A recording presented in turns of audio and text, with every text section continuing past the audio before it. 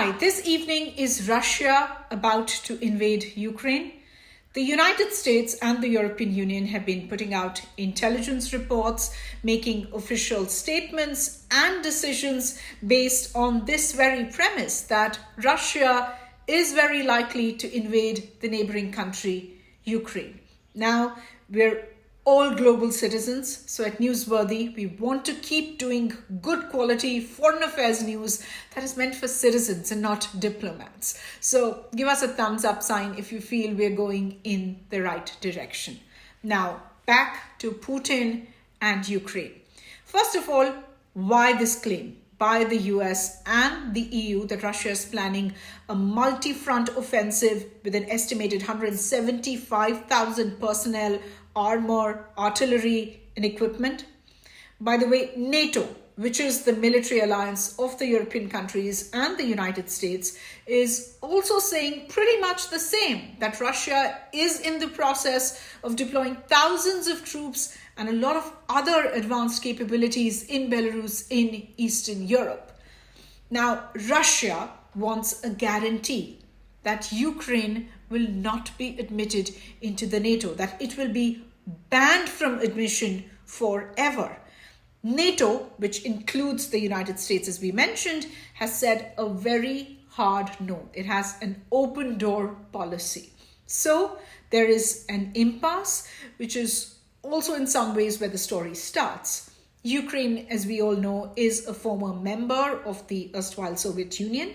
In 1991, Ukraine broke free. The Soviet Union collapsed, long and short of it. But Russia continued to see, and some would say act, as if former members of the Union, especially Ukraine, were its territory. Now, Russia's claim over Ukraine is not a territorial claim, though it is also that in some ways. The capital of Ukraine is Kyiv. It was the birthplace of the Red Army, and in many ways, Russia, it shares a very long and deep history with it. Today, 3 former Soviet republics, that's Lithuania, Latvia, and Estonia, are already hosting Western militaries on their land. Belarus is following Russia, and Ukraine, not so much. It would rather be in the European Union, and that desire has only been growing, especially amongst its young. Now, this does not sit well with Russia, especially President Vladimir Putin. In 2014, Russia annexed Ukraine's Crimean Peninsula and backed separatist rebels in the country's east, areas they still hold today with the support of Russian troops. This has triggered Ukraine to seek even closer ties with the West, Europe, and the US and their militaries. Last few months, Ukraine has been holding joint military drills with NATO troops, which President Putin has said has crossed a red line.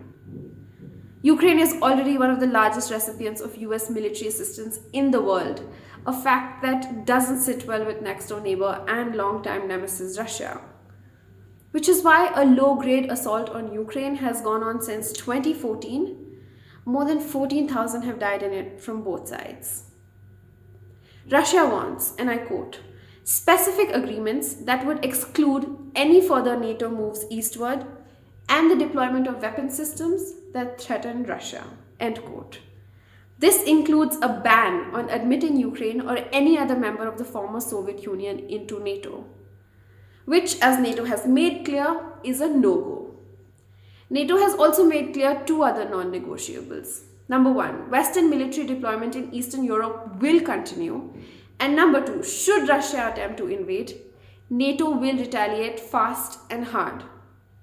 So even though there's a ceasefire, it is a tenuous one. Russia has yet to withdraw its 100,000 troops, and NATO continues to mobilize troops and equipment, assuming that Russia will move. On Jan 22nd, at least 5 ceasefire violations were recorded along the Russia-Ukraine border. Russia has been participating in peace talks with Ukraine over the last few weeks. On Jan 26th, at talks in Paris, they came to an unconditional ceasefire. Unconditional because the issue is far from over. The troops are still very much there. So India is yet to issue a statement. It's a bit of a tightrope for us because on one hand, one of our strong allies, the United States, vehemently opposes Russia. And on the other hand, almost 60% of India's military supplies are Russian manufactured. So at a time when there is some degree of conflict at both the line of control and the line of actual control, we are having to walk what could be considered a diplomatic tightrope for now. But remember, the effects of this bubbling conflict are going to be global. They will be felt worldwide, especially on fuel prices. Russia is the third largest supplier of oil in the world and Europe's largest supplier. So should things go south and Russia shuts down pipelines, Europe is going to have to plan for a cold and a harsh winter. There are ways out for Europe.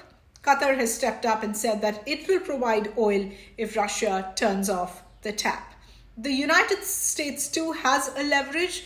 It has said it will block Russia from the SWIFT system of financial payments that moves money among thousands of banks around the world. This will hit Russia's oil and natural gas exports very, very hard. Remember, they account for more than 1/3 of its federal revenues. Russia obviously knows this, which is why it has said, almost given a warning of sorts, that any such move will be considered, quote unquote, a declaration of war.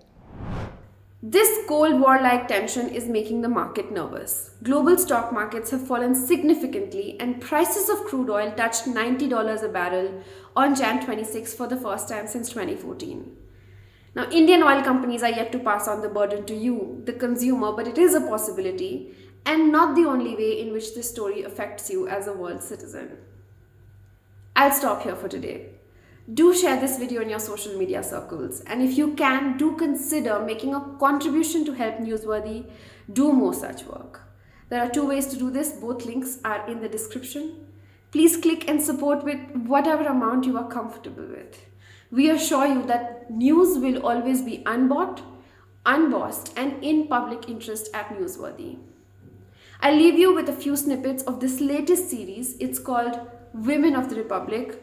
We are so very, very proud of it. Please check it out. I think you'll absolutely love it. If you've been listening, thank you so much for your time.